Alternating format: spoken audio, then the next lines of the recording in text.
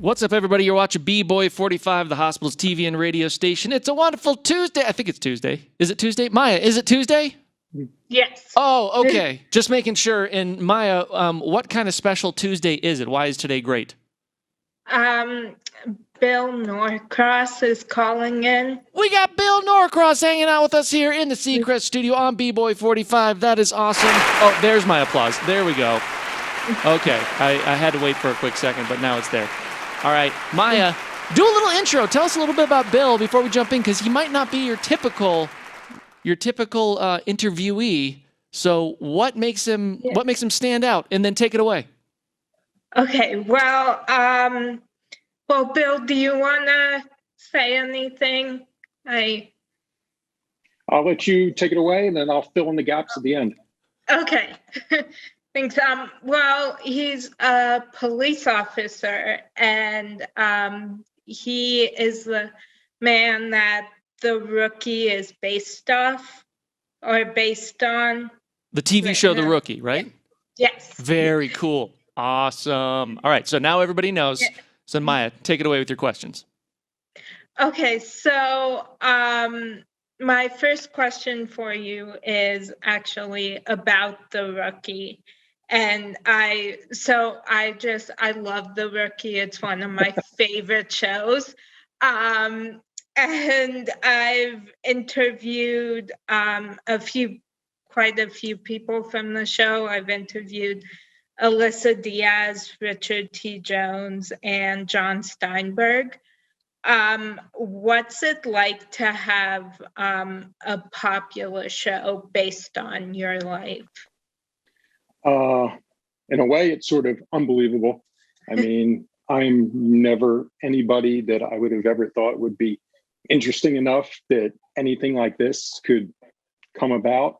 I would say I'm sort of like the most accidental person in the history of Hollywood. It just sort of happened with no intention. It was just purely accident. So it's very humbling that my story inspired The Rookie. But I would say at the end of the day, hopefully the show is about everybody and everybody at the police department and the amazing people I work with on a day-to-day basis, good people doing good work. And hopefully, my story maybe was something that got the ball rolling, but maybe it can be about all of those people and not just me. Oh, cool. Yeah.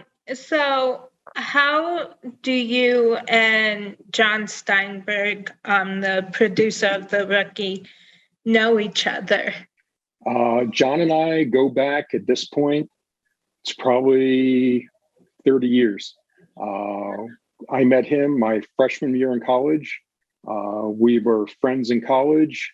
We stayed friends over the 30 years since. He moved out here to Los Angeles, probably at this point, almost 15 years ago, maybe even more. And then probably about like 6 years ago, I was thinking of moving out here for the LAPD. And I talked to John and I'm like, I'm thinking of coming out here, doing this. I came out here to apply. I wound up sleeping in the guest room at John's house, and it sort of went from there. Oh, cool. Yeah, I was actually in LA a couple weeks ago and I met John in person, which was really cool. Yeah. So what made you decide to make such a big life change and become a police officer?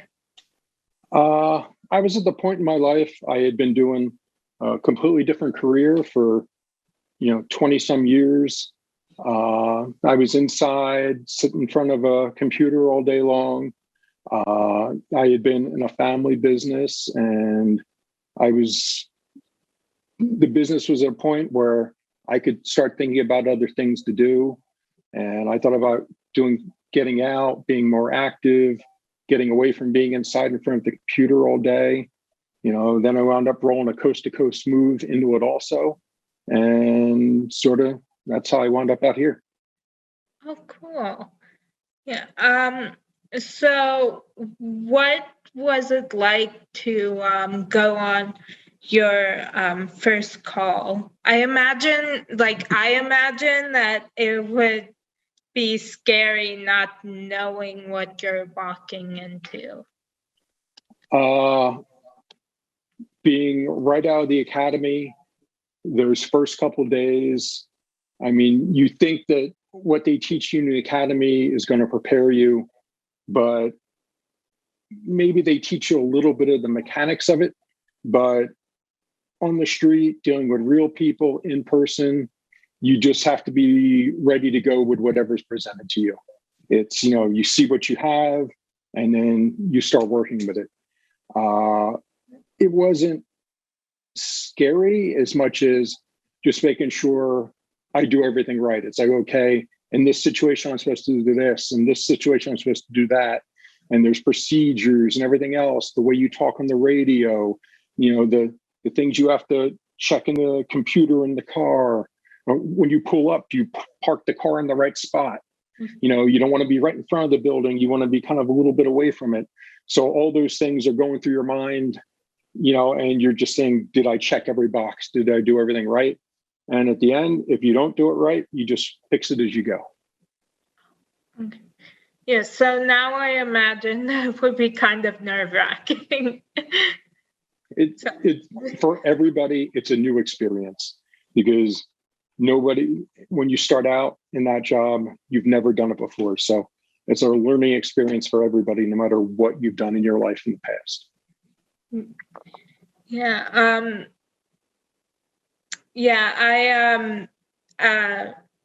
When we're watching the show, and sorry, I don't know what is up with the lighting here. You're fine. But whenever, like, I don't know, they're going into like a house or chasing a suspect, I'm always like, I would run the other way. So well, you trust the people you work with, you believe in yourself, and I've been trained that when something comes up, I'm going to react how I was trained, and I've got good teammates on my side, and together we're all going to handle whatever comes our way. Cool. Yeah. What is the best part of your job? Helping people that want to help. And usually if somebody picks up the phone and they call 911 and they ask you to come out there, they want your help. So you're not just showing up randomly, you're showing up to somebody that's called and asked for help. And you're there to do your best to give that to them. And sometimes you're going to bring in other partners. You're going to bring in the ambulance. You're going to bring in the fire department. You're going to bring in some other agencies. But you're going to do what you can, even if you can't specifically give that help, that you can get the right people to provide that help. Yeah. So what's the craziest G-rated story that you can tell us about being a police officer? So my sister and I were talking about this, and she was like, you have to make sure this is G-rated. No, I mean, obviously you see things you're not expecting, you're not prepared for. Every day you'll turn to your partner and you'll see something, you'll be like, can you believe this? And then you'll have things that, like, you'll be flying down the street in a vehicle pursuit on the news, or my partner and I, we had a pursuit that wound up on the beach, driving on the beach, pursuing another vehicle with news helicopters, everything else above us. So it's, you walk out of the station in the morning and you just never know what you're going to get. And anything from something totally small, like a neighbor dispute, to higher level crimes, to helping somebody, to, anything. It's the whole spectrum is there all the time. And It's basically like pulling the slot machine. You don't know what you're going to get on any given day. Wow. So this past year has been challenging in so many ways. What did you find to be the single most challenging part of your job? I would say one thing for like firemen, police, medical workers, all that, none of us got a day off. None of us can work from home, so when other people were working from home or quarantine, fire, police, healthcare workers, even the people that work at the convenience store, everybody went to work every day. So, it's just the showing up. And that's the biggest part of a lot of things, is just showing up and being there every day, and being there, realizing that people depend on you. So it's your job to be there. Yeah. So, do you have a favorite police show? Well, it would take, I'm at this point, I'm sort of biased. I would have to say I like The Rookie, but before The Rookie came along, I had watched plenty of other police shows, starting back to just running on the time spectrum when I was a little kid, watching Hill Street Blues, to then years later on FX watching The Shield, and then probably a couple years before I decided to be a police officer myself, there was a show called Southland that was about the LAPD. And actually, when I was thinking of applying and when I had started applying, I pretty much binged all 5 or 6 seasons of Southland before I came out here. And then also I had watched the police movie that's based on the LAPD, End of Watch. Also, that's another great movie. Oh, cool. So are you currently binge watching any shows? Let's see, I just finished watching on HBO Max, Mayor of Easttown, which is actually based on, it's supposed to be a detective in suburban Philadelphia. And that's actually where I come from, the Philadelphia suburbs. So it's interesting to see some of the hometown things, like talking about getting sandwiches from Wawa and other things, and hearing some of the Philadelphia accents from back home. So I just finished watching Mayor of Easttown. Been watching The Crown. Let's see what else. I had watched The Bodyguard on Netflix. What else? All the Marvel shows. Loki, Falcon Winter Soldier, WandaVision. And I had also liked For All Mankind, which is on Apple TV, which is about the space program. That was great also. Oh, cool. We just finished watching a show called Perception on Amazon Prime, and now we're watching the Disney Plus series Big Shot. Mm-hmm. So that's what we're binge watching right now. We've throughout quarantine, we've watched, I don't even know how many shows and movies. So and I went through Mandalorian also, like almost everybody else. And then also the I think on Netflix, the Witcher series. Oh, cool. So is there a personality trait that's gotten you in the most trouble? I think one of the things that I run into when doing police work is I want to give people the benefit of the doubt, and I want to go easy on people. And I always want to kind of err on the side of giving people a chance, giving them the benefit of the doubt. And sometimes people prove you wrong. So, that's one thing. Maybe I'm a bit too forgiving sometimes, and maybe I should be a little more firm about a few things.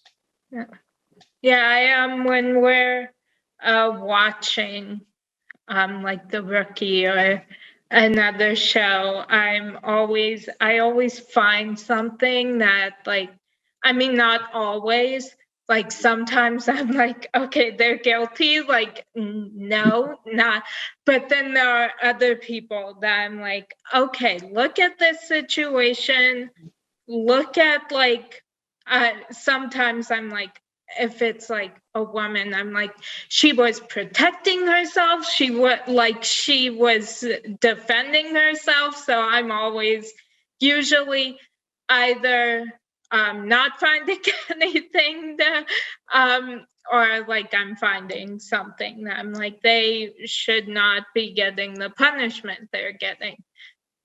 So That's TV. It's like they show you one thing, and then further down the line, it's not what you thought it was. yeah. So is there a book, song, or a movie that inspires you? I don't know. Inspires.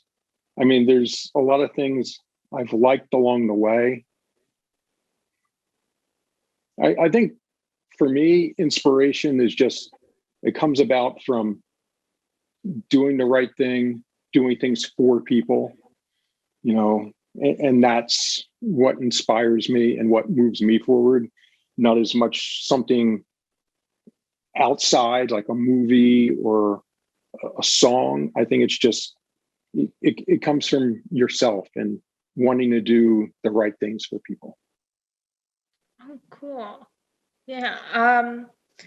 So, what is your go-to song on your playlist? God, my playlist is horrible and not being up to date. Probably anything that I listen to, you've probably never even heard of because it's from 1,000 years ago. I'm guilty of liking today the same songs I liked growing up in the 80s, 90s, whatever else. So, well, I know a lot of 80s music because my mom plays that for my sister and I. So yeah, your mom has excellent musical taste. Yes. So yeah, I'm guilty of putting on the 80s channel, playing the same songs I've listened to for 1,000 years. So yeah, me and popular music, I don't get too much exposure unless I'm out somewhere and I'm hearing it out somewhere. So okay. Okay, so then what's your go-to 80s song? Let's see. There's a band I love from back in the 80s and 90s called The Alarm. They're from Wales. So I've listened to a bunch of their stuff. There's a bunch of great songs from them. More recently, started listening to some country music. And, if it's like workout or something, then maybe something a little more modern, a little faster. But I don't discriminate. If I get in the car with a partner and the partner wants to put on whatever, I'm like, yeah, put on whatever you want. It's fine by me. Well, yeah, when you were saying music you probably never heard of, I was like, try me, I've heard. Yeah, my mom has gotten both me and my sister obsessed with 80s music, so. Good work by your mom. Yeah, I'm gonna have to tell her you said that. Yeah. So wait, sorry, I'm confused what question I just asked you. Okay, so my last question for you is, who do you consider to be a real life superhero and why? I think that the real life superheroes are people that help others that you never know about. People that are out there helping others in whatever capacity, but nobody knows about them. They don't get any publicity. They don't tell anybody what they're doing. But the superheroes aren't always the well-known people. It's the unknown people that are out there doing the right things, helping other people. You know, to me, that's the real superheroes. Oh, cool. Yeah, I agree with that.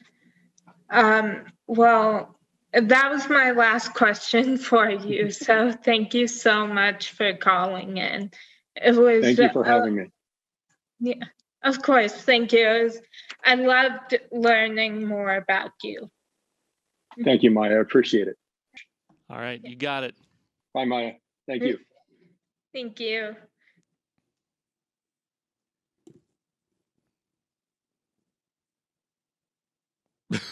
Bill, I think you can go ahead and leave the if you want. You know, you can stick around if you want.